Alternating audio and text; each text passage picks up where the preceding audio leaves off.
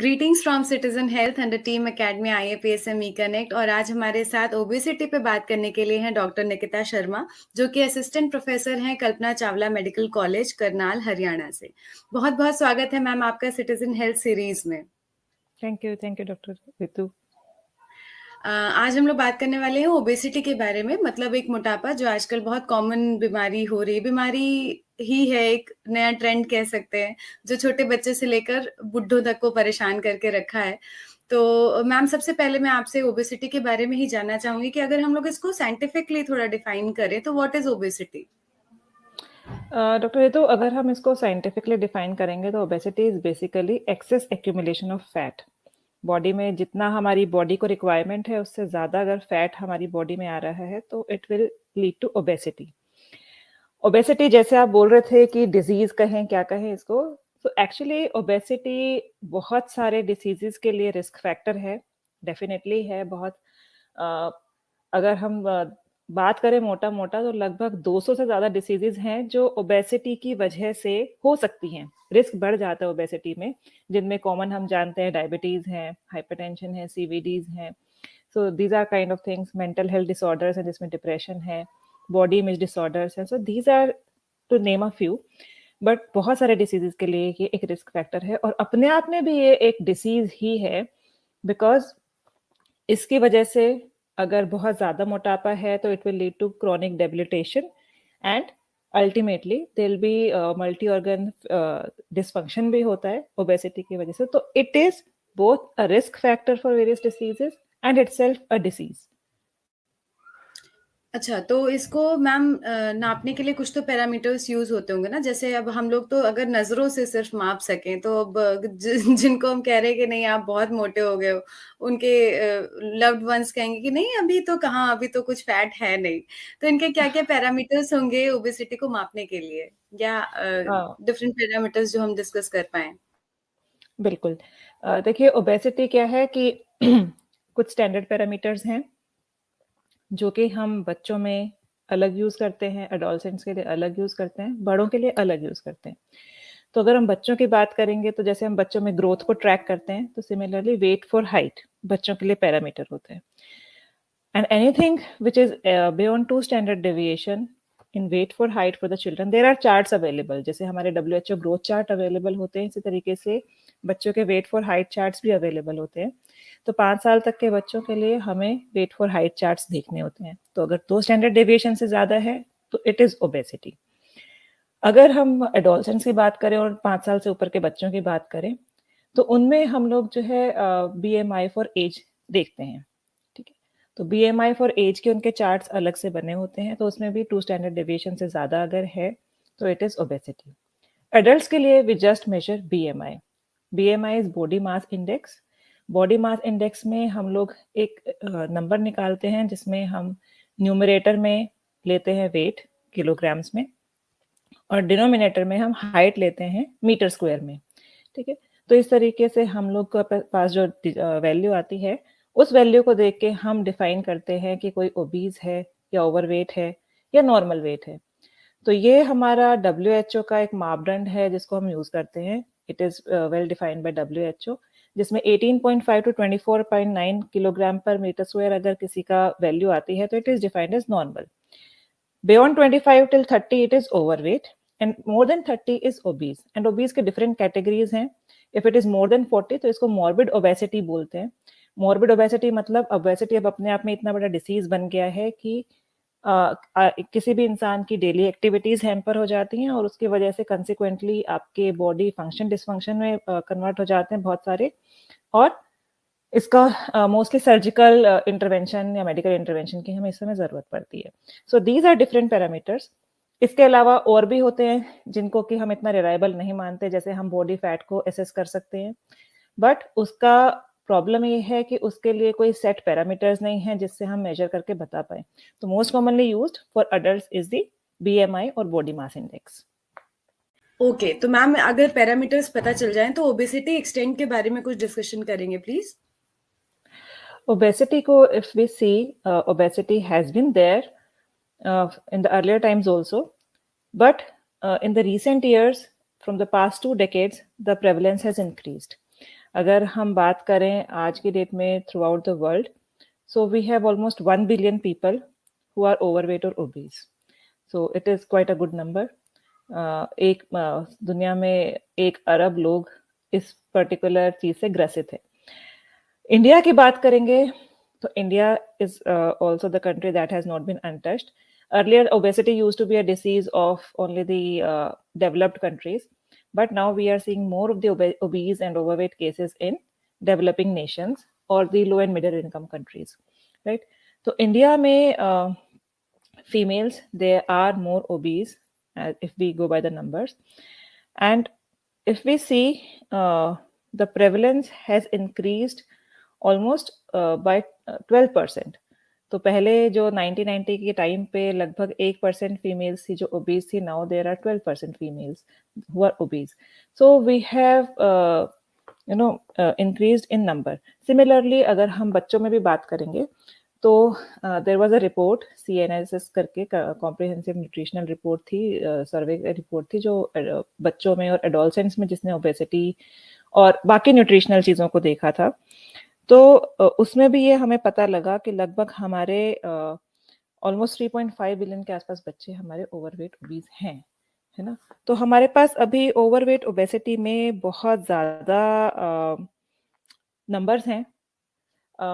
अगर हम सिर्फ एब्डोमिनल ओबेसिटी की बात करें तो लगभग हमारे पास 40% पॉपुलेशन है that has abdominal circumference more than the cut off points.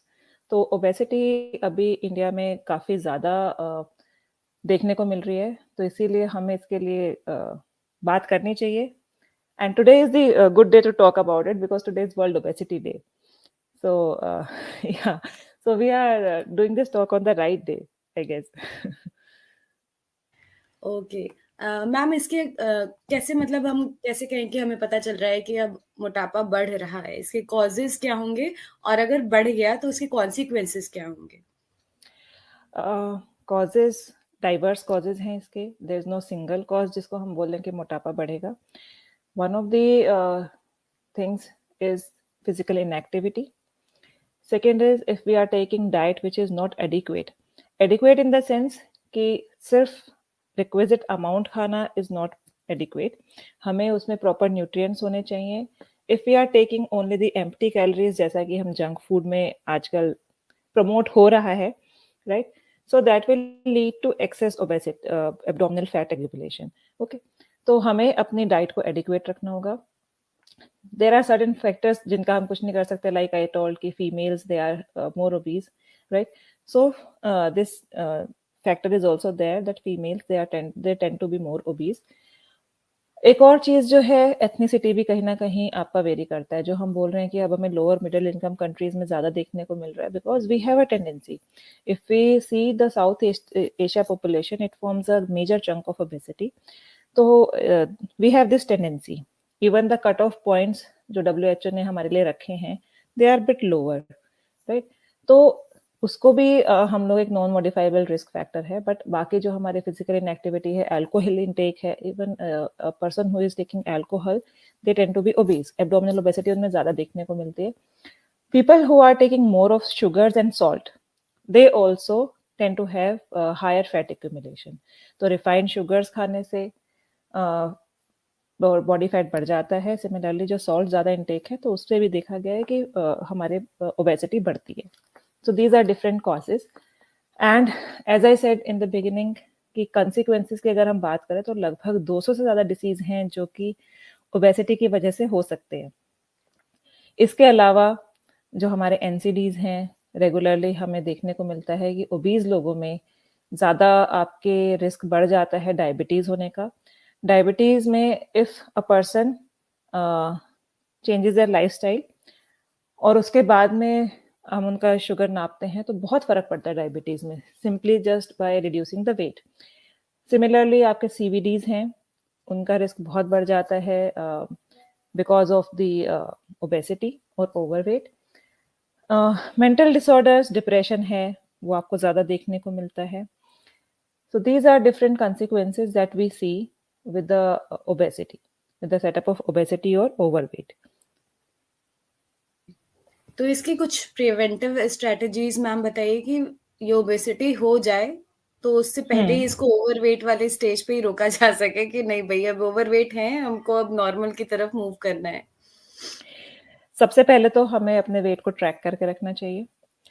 जितना हमारा अगर हमें कभी भी लगता है कि we are going towards the higher side, तो हमें अपनी लाइफस्टाइल में चेंजेस करने हैं। तो लाइफस्टाइल का मतलब होता है कि हमारा खान-पान, रहन-सहन, ये हमारा लाइफस्टाइल कॉन्स्टिट्यूट करते हैं। तो सबसे पहले हमें अपने खाने पे ध्यान देना होगा कि हम खाने में क्या चीज़ खा रहे हैं। तो कोई भी रिफाइंड शुगर्स, रिफाइंड कार्बोहाइड्रेट्स, ये सब हम ना लें। तो रिफाइंड कार्बोहाइड्रेट्स मतलब जैसे हमारे प्रोसेस्ड फूड्स होते हैं, मैदा है हमारा, या अगर हम आटा भी ले रहे हैं, तो आटे में भी अगर सारी की सारी उसकी ब्रैन निकाल देंगे, भूसी निकाल देंगे, तो it is kind of a processed आटा। तो वो हमारे को बॉडी में कहीं न कहीं फैट एक्युमुलेशन करवाता है। तो हमें करना चाहिए कि हम फाइबर डाइट लें और अपने आटा में हम वो ब्रैन को मिला के रखें ताकि वो फाइब्रस कंटेंट हमें अपने आटे से मिले, बिकॉज़ वो हमारा एक स्पेशली नॉर्थ इंडियन रीजन्स में मेजर डाइट का पार्ट है। उसके अलावा हमको एक्सेस जो हमारे हम जंक फूड की बात कर रहे थे which only provide the empty calories, उसमें कोई न्यूट्रिएंट नहीं होता, उसको अवॉइड करना है। अवॉइड करने का मतलब ये नहीं कि बिल्कुल नहीं खाना, ऑब्वियसली लोग कभी ना कभी इधर-उधर कुछ तो खाते ही हैं, लेकिन वो हैबिट नहीं होना चाहिए डेली खाने वाला, राइट? उसके बाद में सॉल्ट इनटेक कम करना है हमें अपना। फिज़िकल एक्टिविटी करना है। फिज़िकल एक्टिविटी क्योंकि जितना हम खाना खा रहे हैं, उसको हमें पचाना ज़रूरी है, उसको हमें कंज़्यूम करना, उससे एनर्जी ज़रूरी है। कहीं न कहीं ये जो इम्बैलेंस हो जाता है, it will lead to excess fat accumulation. तो हमें फिज़िकल एक्टिविटी ज़रूर करनी है। तो फिज़िकल एक्टिविटी के लिए जो हमारे पैरामीटर्स हैं, डब्ल्यूएचओ ही वो पैरामीटर्स देता है और उसको हमें फ़ॉलो करना चाहिए। उससे ज़्यादा भी कर सकते हैं अगर हमारी बॉडी अलाउ करती है, बट वो तो हमें मिनिमम करना ही चाहिए कि हम कम से कम हफ़्ते में 5 दिन तो कोई ना कोई फिज़िकल एक्टिविटी करें। मॉडरेट एटलीस्ट फिज़िकल एक्टिविटी करें। मॉडरेट का मतलब है कि जब हम चलें तो हमारा पेस 10% के आसपास बढ़ जाए, हमारा हार्ट रेट बढ़ जाए 10% के आसपास अपने बेसल रेट से, तो हम मान सकते हैं हम मॉडरेट एक्टिविटी कर रहे हैं। तो मॉडरेट एक्टिविटी हम करें और हफ्ते में हम 5 दिन एटलीस्ट मोबाइल रहें, ठीक है? और उसके बाद 30 मिनट्स पर डे के हिसाब से हम लोग ये एक्टिविटी करें। तो हमें अपने वेट को कंट्रोल करने में हेल्प मिलती है। जिसका वेट बढ़ गया है तो अगेन ये सब तो करना ही है, ठीक है? उसके बाद हमारा गोल ऐसा होना चाहिए कि हमें एकदम से भी वेट लूज़ नहीं करना है अपना सारा का सारा। तो हमें अपनी सबसे ज़्यादा कैलोरी रेस्ट्रिक्शन करनी है। हम प्रॉपर डाइट लेके, प्रॉपर कैलोरीज़ अपने हिसाब से जो हमारी बॉडी को रिक्वायर्ड होती है उतनी ही हम कैलोरीज़ लें।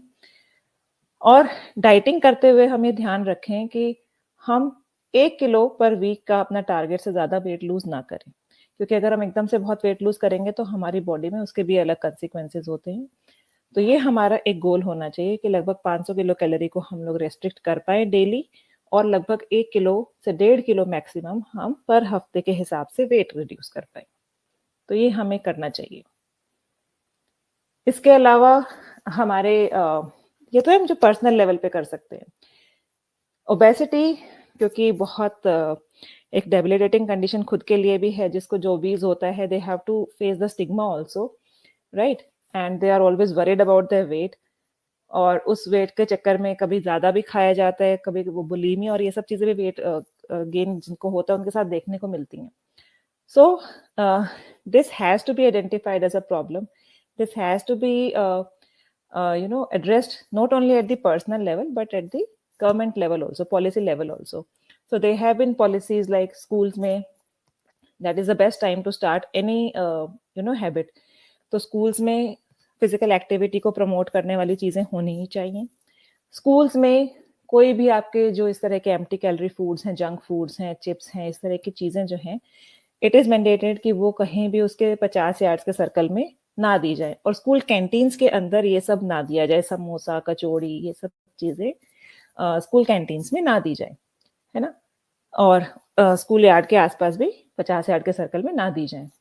उसके बाद में सरकार टैक्स बढ़ाए, right? People they eat junk food because they can afford junk food. Once it is heavier on their pocket, they will try to avoid it. So this is one of the policy interventions that has been suggested over time that there should be more tax on these kind of high sugar and salt foods. There should be package labeling also. जैसे हम लोग tobacco products के लिए बात करते हैं कि there should be package labeling. So similarly, since these even the one of the consequences that I missed is cancers. There are few cancers जो कि obesity से directly linked होते हैं. तो जिस तरीके से वहां पे आपकी पैकेज लेबलिंग है, हर चीज पे जहाँ पे हाई सॉल्ट और शुगर है इन्वॉल्व, या जहाँ पे फैट कंटेंट ज्यादा है किसी चीज में, तो there should be proper labelling, ताकि लोग खुद भी अवेयर हो पाए कि अच्छा अगर हम ये सब चीजें खाएंगे तो दीज आर थिंग्स जो एक्सेस हमारी बॉडी में जा रही है, and this are the consequences that I may have to face.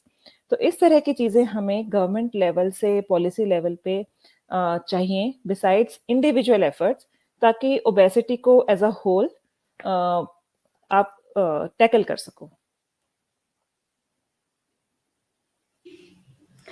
Okay, thank you so much ma'am इतनी अच्छी अच्छी बातें बताने के लिए. आई होप कि हमारे वीडियो को देख के बहुत सारे लोग एटलीस्ट इस पे काम करना शुरू करेंगे, अपने वेट को ट्रैक करना शुरू करेंगे, हेल्दी हैबिट्स को अपनाना शुरू करेंगे. Thank you so much ma'am हमसे बात करने के लिए और सिटीजन थैंक हेल्थ यू पे बने रहने के लिए. Thank you doctor.